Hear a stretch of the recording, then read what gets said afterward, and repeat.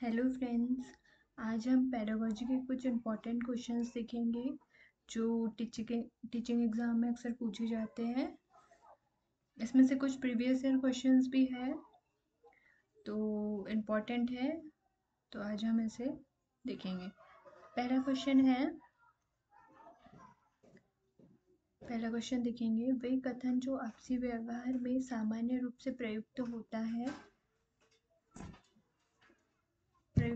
हैं उन्हें क्या कहते हैं? ऑप्शन देखेंगे। अनौपचारिक कथन, औपचारिक कथन, प्रासंगिक कथन, तर्क संगत कथन। तो इसका क्या आंसर होगा? वे कथन जो आपसी व्यवहार में सामान्य रूप से प्रयुक्त होते हो क्या होंगे? औपचारिक कथन होंगे क्या? नहीं, औपचारिक कथन नहीं होंगे। प्रासंगिक कथन ये भी नहीं हो सकते। आपसी व्यवहार में प्रासंगिक कथन वो तो अलग ही हो जाएगा। तर्क संगत कथन नहीं, ये भी नहीं होगा। क्या होगा इसका आंसर? अनौपचारिक कथन। ठीक है, नेक्स्ट क्वेश्चन देखेंगे। व्याकरण शिक्षण की वह पद्धति अपेक्षाकृत अधिक उचित है जिसमें व्याकरण शिक्षण की पद्धति जो अधिक उचित है। बच्चे नियमों को कंठस्थ कर लेते हैं, बच्चे उदाहरण से नियमों की ओर जाते हैं, बच्चे नियमों से उदाहरण की ओर जाते हैं, बच्चे सूत्रों का प्रयोग करते हैं। तो इसका क्या होगा? बच्चे नियमों को कंठस्थ कर लेते हैं? नहीं, सिर्फ नियम कंठस्थ कर लेने से व्याकरण शिक्षण में अधिक उचित नहीं है ये तो नहीं होगा, ये रॉन्ग है। बच्चे नियमों से उदाहरण की ओर जाते हैं? नहीं, नियमों से उदाहरण की ओर जाएंगे तो समझ ही नहीं आएगा ना। बच्चे सूत्रों का प्रयोग करते हैं, सिर्फ सूत्रों का प्रयोग करने से भी नहीं होगा। क्या होगा इसका आंसर? बी। बच्चे उदाहरण से पहले उदाहरणों को समझेंगे किस प्रकार बताया है, फिर नियम की ओर जाएंगे तो ज़्यादा अच्छे से समझ आएगा। तो इसका आंसर क्या होगा? B. B is the correct answer. तीसरा देखेंगे, बच्चों में भाषा प्रयोग की दक्षता विकसित करने के लिए आवश्यक है। ऑप्शन देखेंगे। उन्हें सुनने और बोलने की पूरी आज़ादी हो, उन्हें कविताएं याद हो, उन्हें मुहावरे याद हो, वे किसी वक्ता के साथ रहते हो। क्या होगा? भाषा प्रयोग की दक्षता विकसित करने के लिए क्या महत्वपूर्ण है? उन्हें कविताएं याद हो। सिर्फ कविता याद होने से भाषा प्रयोग की दक्षता विकसित हो जाएगी? नहीं। मुहावरे याद हो? नहीं, ये भी इम्पोर्टेंट नहीं है। किसी वक्ता के साथ रहते हो, ये भी इम्पोर्टेंट नहीं है। सही आंसर क्या होगा? उन्हें सुनने और बोलने की पूरी आज़ादी हो। तो A is the correct answer. Next question देखेंगे। फोर्थ क्वेश्चन देखिए, इस टाइप के क्वेश्चंस अपने प्रीवियस ईयर क्वेश्चन पेपर देखा होगा तो उसमें इस टाइप के क्वेश्चन आपको देखने को मिले होंगे। फोर्थ क्वेश्चन हम देखेंगे। सतीश 7वीं कक्षा का विद्यार्थी है। वह निबंध लिखते समय कुंजी या गाइड से रटी हुई भाषा का प्रयोग करता है। इसके कारणों में सबसे कमजोर कारण हो सकता है। तो कारण देखेंगे हम। उसकी लिखित भाषा पर पकड़ नहीं है, उसमें विचार करने का सामर्थ्य नहीं है, सॉरी, सृजनात्मक लेखन की शिक्षण पद्धति उचित नहीं है, उसकी मौखिक भाषा बेहद कमजोर है। क्या होगा इसमें? उसकी उसकी लिखित भाषा पर पकड़ नहीं, ये होगा क्या? वह निबंध लिखते समय कुंजी या गद्य से रटी हुई भाषा का प्रयोग करता है। तो उसमें लिखित भाषा पर पकड़ नहीं गई तो कोई इससे कुछ लेना देना ही नहीं है। उसमें विचार करने का सामर्थ्य नहीं है, ये भी नहीं हो सकता। अगर वो कुंजी और गाइड से रटी हुई भाषाएं प्रयोग कर रहा है तो ये आंसर भी नहीं होगा। सृजनात्मक लेखन की शिक्षक पद्धति, ये तो हो ही नहीं सकता क्योंकि ये गलत आंसर होगा। उसकी मौखिक भाषा बेहद कमजोर है, हाँ ये हो सकता है, उसकी मौखिक। देखिए, ऐसे टाइप के क्वेश्चन आते हैं जिसमें आपको लगता है कि चारों ऑप्शन में से कंफ्यूजिंग होते हैं ये क्वेश्चन। मतलब ऐसा लगता है कि ये भी सही होगा यार, ए भी सही होगा, बी भी हो सकता है। तो मतलब इसमें बहुत ध्यान देने की आवश्यकता होती है। अच्छे से क्वेश्चन को समझिए पहले कि वो क्या बोल रहा है, फिर उसके बाद ऑप्शन को एक बार अच्छे से पढ़िए, फिर लगाइए। कौन सा करेक्ट आंसर है? तो इसका आंसर होगा डी। फिफ्थ क्वेश्चन देखेंगे। उच्च प्राथमिक स्तर पर हिंदी भाषा शिक्षण का एक सर्वाधिक महत्वपूर्ण उद्देश्य है। उच्च प्राथमिक स्तर पर हिंदी भाषा का शिक्षण का सर्वाधिक उद्देश्य देखेंगे। बच्चों में कहानियों का शब्द से दोहराने की क्षमता का विकास करना, बच्चों को व्याकरण के नियमों को कंठस्थ करवाना, बच्चों को पाठ के अंत में दिए गए उदाहरणों का अभ्यास करवाना, बच्चों में समझ के साथ पढ़ने और लिखने की क्षमता का विकास करवाना। तो देखेंगे बच्चों में कहानियों के शब्द दोहराने की क्षमता को विकास करवाना नहीं, इससे कोई उच्च प्राथमिक स्तर पर हिंदी भाषा शिक्षण सर्वाधिक महत्वपूर्ण नहीं होगा ये। हाँ इम्पोर्टेंट है लेकिन बहुत ज़्यादा ज़रूरी नहीं है ये। हाँ बच्चों को व्याकरण के नियमों को कंठस्थ करवाना नहीं, सिर्फ व्याकरण के नियम कंठस्थ कर लेंगे उससे क्या होगा?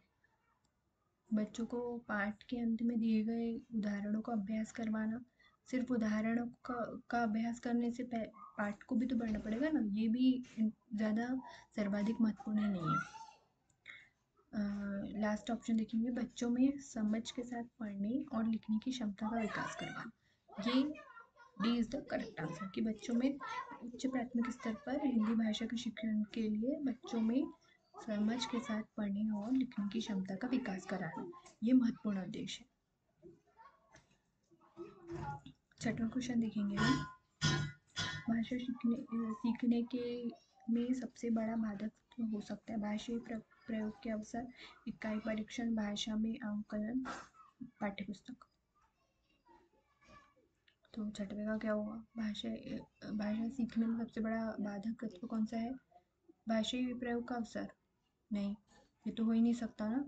भाषाई प्रयोग से बाधक तो हो ही नहीं सकता। इकाई परीक्षण, ये भी नहीं हो सकता इकाई परीक्षण।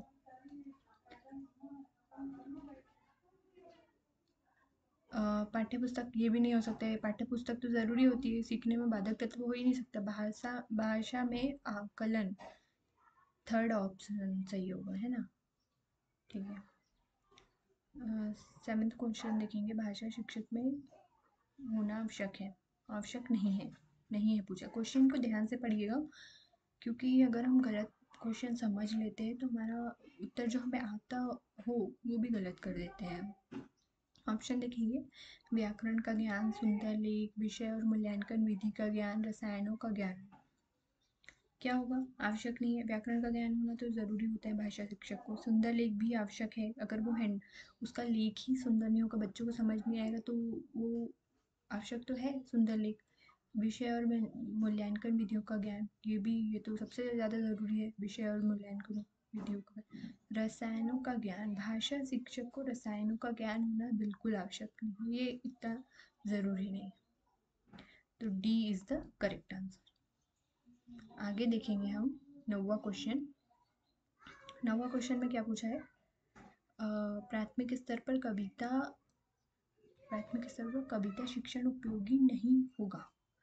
फर्स्ट ऑप्शन देखेंगे। जिसे छात्र सरलता से समझ सके, जो कविताएं छात्रों की सृजनशीलता को बढ़ाने वाली हो, जो कविताएं अंतर्राष्ट्रीय वादों से संबंधित हो, जिसमें नीति, हास्य, वीरता, देशभक्ति जैसी भावनाएं निहित हो।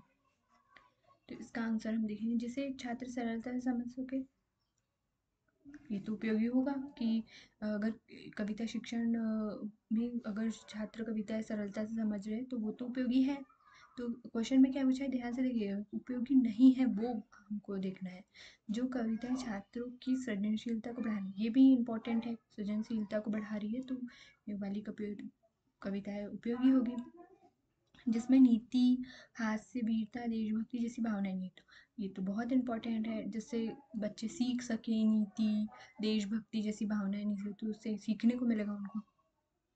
जो कविताएं अंतर्राष्ट्रीय वादों से संबंधित हो, ये होगा हमारा answer. C is the correct answer. क्योंकि अंतर्राष्ट्रीय वादों से संबंधित, ये बच्चों को इसका ज़रूरी नहीं है ये कविता शिक्षण में अंतर्राष्ट्रीय वादों को बढ़ाना, तो ये हमारा होगा आंसर। अब हम देखेंगे 10वां क्वेश्चन। पहला ऑप्शन देखेंगे। बोलना, श्रवण, भाषा सिखाने का सही क्रम बताना। ठीक है, भाषा सही क्रम। तो ये तो इजी क्वेश्चन है, हर कोई कर लेगा। ऐसे इजी क्वेश्चंस भी देखने को मिलते हैं। पहला ऑप्शन देखिए, बोलना, श्रवण करना, पढ़ना, लिखना। सेकंड, श्रवण करना, बोलना, पढ़ना, लिखना। थर्ड, बोलना, पढ़ना, श्रवण करना, लिखना। चौथा, श्रवण करना, पढ़ना, बोलना, सीखना, या लिखना, सॉरी। क्या होगा इसमें?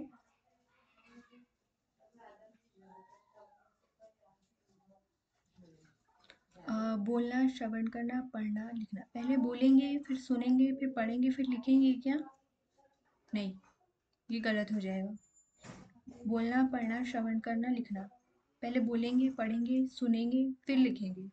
नहीं, ये भी सही क्रम नहीं है। पहले सुनेंगे, पढ़ेंगे, बोलेंगे, लिखेंगे। नहीं, ये भी नहीं है। ये वाला देखेंगे, पहले सुनेंगे, फिर बोलेंगे। पहले सुनेंगे हम किसी वाक्य को, फिर बोलना सीखेंगे, फिर पढ़ना सीखेंगे, फिर लिखना सीखेंगे। तो हमारा आंसर होगा B. B is the correct answer. ये रह गया हमारा 8th क्वेश्चन। देखेंगे, गद्य शिक्षण में कठिनाई निवारण किया जा सकता है। चित्र दिखाकर, वस्तु को प्रत्यक्ष दिखाकर, मॉडल दिखाकर, उपरोक्त सभी। क्या होगा इसमें? गद्य शिक्षण को चित्र दिखाकर भी, ये भी ज़रूरी है, चित्र समझाया जा सकता है। कठिनाई को चित्र दिखाकर, ये भी इम्पोर्टेंट है। वस्तु का प्रत्यक्ष रूप दिखाकर, ये भी ज़रूरी है गद्य शिक्षण में। मॉडल दिखाकर, ये भी ज़रूरी है। तो इसका आंसर होगा उपरोक्त सभी। ये तीनों कठिनाई का निवारण इससे किया जा सकता है ना, तो इसका आंसर होगा। चलो नेक्स्ट क्वेश्चन देखेंगे। 11th क्वेश्चन, 8वीं कक्षा के बच्चों की भाषा आकलन की के लिए आप किसे सबसे कम महत्वपूर्ण मानते हैं? ठीक है, देखिए क्वेश्चन में देखिए कम महत्वपूर्ण पूछा है। ठीक है, महत्वपूर्ण नहीं पूछा है, कम। मैं इसको हाईलाइट कर लेती हूँ, कम महत्वपूर्ण मानते हैं। ठीक है, ऑप्शन देखेंगे। किसी कहानी को नाटक के रूप में रूपांतरित करना, साहित्यिक समारोह का आयोजन करना, लिखित परीक्षाओं का आयोजन करना, किसी विषय पर आने अपने विचार प्रकट करना। क्या होगा भाई इसका आंसर? 8वीं कक्षा के बच्चों के भाषा आकलन के लिए आप सबसे कम महत्वपूर्ण है। ठीक है, ऑप्शन देखेंगे हम अच्छे से। किसी कहानी को नाटक के रूप में रूपांतरित करना, हाँ ये तो भाषा, बच्चों के लिए भाषा आकलन के लिए है, ज़रूरी है ये। साहित्यिक समारोह का आयोजन करना, ये भी ज़रूरी है। लिखित परीक्षाओं का आयोजन करना, ये भी ज़रूरी है। किसी विषय पर अपने विचार प्रकट करना, ये भी ज़रूरी, ये भी ज़रूरी है। सॉरी सॉरी सॉरी, साहित्यिक समारोह का आयोजन करना, ये ज़रूरी नहीं, क्योंकि साहित्यिक समारोह का आयोजन करना 8वीं कक्षा के बच्चों के भाषा आंकलन के लिए महत्वपूर्ण नहीं है। उससे उन्हें कुछ सीखने नहीं मिलेगा। भाषा आंकलन के लिए लिखित परीक्षा का आयोजन करना, ये ज़रूरी है। किसी विषय पर अपने विचार प्रकट करना, ये ज़रूरी है। किसी कहानी को नाटक के रूप में रूपांतरित करके समझाना, ये ज़्यादा ज़रूरी है। तो इसका आएगा आंसर बी। ठीक है, 12th क्वेश्चन देखेंगे हम। रूपा बड़े समूह के सामने अपनी बात कहते समय अटकती है, एक शिक्षक के रूप में आप उसकी कैसी सहायता करेंगे? तो ऑप्शन देखेंगे। प्रारंभ में छोटे छोटे समूह में बात करने पर भरपूर अवसर देंगे, उसे बार बार समझाएंगे कि बड़े समूह में जाकर में किस तरह बोला जाता है, उसे बलपूर्वक आत्मविश्वास उत्पन्न करेंगे, उसे हमेशा बड़े समूह के सामने बोलने को कहेंगे। तो इसका देखिए, रूपा बड़े समूह में अपनी बात कहने के लिए अटकती है, मतलब उसे हिचकिचाहट पैदा होती है उसके मन में, उसे, तो उसके लिए उसकी सहायता एक शिक्षक के रूप में आप कैसे करेंगे? तो देखेंगे, प्रारंभ में छोटे सॉरी, आज गला थोड़ा खराब है मेरा। प्रारंभ में छोटे छोटे समूह में बात करने की भरपूर अवसर देंगे, उसे बार बार समझाएंगे कि बड़े समूह में, हाँ ये सही हो सकता है ना, प्रारंभ में छोटे छोटे समूह में बात करने के लिए भरपूर अवसर देना, जिससे वो सीखे, उसका डर खत्म हो, उसकी जो बोलने में हिचकिचाहट होती है वो उससे खत्म हो जाएगी उससे। सेकंड देखेंगे, उससे बार बार समझाएंगे कि बड़े समूह में किस तरह, ये अगर हम उसे समझाएंगे तो वो कर ही नहीं पाएंगे, कि बस हम समझाएंगे, लेकिन जब उसके हम मौका देंगे कि पहले छोटे छोटे ग्रुप्स बनाएंगे, उसमें तुम बोलो, तभी वो सीख पाएगी। उसमें बलपूर्वक नहीं, आत्मविश्वास उत्पन्न करेंगे, ये तो बिल्कुल भी सही नहीं होगा कि बलपूर्वक अगर हम आत्मविश्वास उत्पन्न करेंगे तो वो कभी नहीं बोल पाएगी बड़े समूह में। उसे हमेशा बड़े समूह के सामने बोलने के लिए कहेंगे, ये भी रॉन्ग होगा। तो करेक्ट क्या होगा हमारा? First option. 13वां क्वेश्चन देखेंगे, भाषा शिक्षण के अंतर्गत वर्तनी संबंधी त्रुटियों का निवारण करना चाहिए। ऑप्शन देखेंगे, वर्तनी का शुद्ध उच्चारण एवं लेख अभ्यास करवाकर, त्रुटियों का प्रकार गिनवाकर, वर्तनी के बारे में कुछ बताकर, त्रुटियों की उपेक्षा। क्या है? निवारण करना है हमें भाषा शिक्षण के अंतर्गत त्रुटियों का, वर्तनी संबंधित, ठीक है। तो इसका देखेंगे, त्रुटियों का प्रकार गिनाकर नहीं, सिर्फ त्रुटियों का प्रकार बनाकर हम उसका निवारण कर नहीं सकते। वर्तनी के बारे में कुछ बातें बताकर, कुछ बातें बताने से भी नहीं होगा। त्रुटियों की उपेक्षा, ये तो बिल्कुल भी गलत है। तो सही क्या होगा? वर्तनी का शुद्ध उच्चारण करेंगे एवं लेखन अभ्यास करवाकर, ये होगा हमारा सही आंसर। तो A is the correct answer. 14वां क्वेश्चन देखेंगे, उच्च प्राथमिक स्तर पर भाषा सीखने सिखाने की प्रक्रिया में खालिस्तान की उपेक्षा बिल्कुल नहीं की जा सकती। उच्च प्राथमिक स्तर पर पूछा है, सीखने सिखाने की प्रक्रिया में उपेक्षा बिल्कुल नहीं की जा सकती। शिक्षक के शास्त्रीय ज्ञान, बच्चों की भाषिकीय पृष्ठभूमि, बच्चों की सामाजिक श्रेणी, बच्चों के पाठ्य पुस्तक ज्ञान। क्या होगा? उच्च प्राथमिक स्तर पर भाषा सीखने सिखाने की प्रक्रिया में शिक्षक की शास्त्रीय ज्ञान, इसके मतलब ये तो गलत होगा, ये नहीं होगा। शिक्षक के शास्त्रीय ज्ञान की उपेक्षा मतलब सीखने सिखाने में तो वो ज़रूरी होगी ना। बच्चों की सामाजिक श्रेणी, ये भी नहीं हो सकता। बच्चों के पाठ्य पुस्तकीय ज्ञान, ये भी नहीं होता है ये। इसका होगा बी, बच्चों की भाषिकीय पृष्ठभूमि। B is the correct answer. Last question देखेंगे हम, सॉरी सेकंड लास्ट। वर्णों के उस समूह को जिससे कोई निश्चित अर्थ निकाला हो कहा जाता है। शब्द, वर्ण, वर्ण समूह, वक्तव्य। क्या होगा इसमें? वर्णों के उस समूह को जिससे कोई निश्चित अर्थ निकाला जाए। वर्णों के समूह को हम क्या बोलते हैं? आपने पढ़ा होगा शायद, स्कूल में आपने पढ़ा होगा कि वर्ण शब्द ये सब हमारे स्कूल का है, आपने पढ़ा होगा। क्या कहते हैं उसे? वर्ण कहते हैं क्या? वर्णों के समूह को वर्ण तो नहीं कहेंगे, वर्ण के समूह को वर्ण समूह कहेंगे? नहीं, वर्णों के समूह से वर्ण समूह नहीं बनेगा, ये भी नहीं होगा। हमारा क्या होगा? B, A is the correct answer.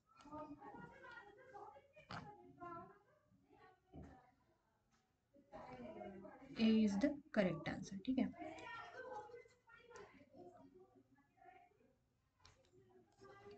A is the correct answer. 16वां क्वेश्चन देखेंगे, प्याजे के अनुसार भाषा अन्य संज्ञानात्मक तंत्रों की भांति परिवेश के साथ के माध्यम से ही विकसित होती है। अंतःक्रिया, सामाजिक क्रिया, अलगाव, टकराव। इसका क्या होगा? अंतःक्रिया। प्याजे के अनुसार आपने पढ़ा होगा, प्याजे के अनुसार इसका सिद्धांत। आपको अगर मेरा वीडियो पसंद आया हो तो अपने फ्रेंड्स के साथ शेयर कीजिए और लाइक कीजिए। Thank you.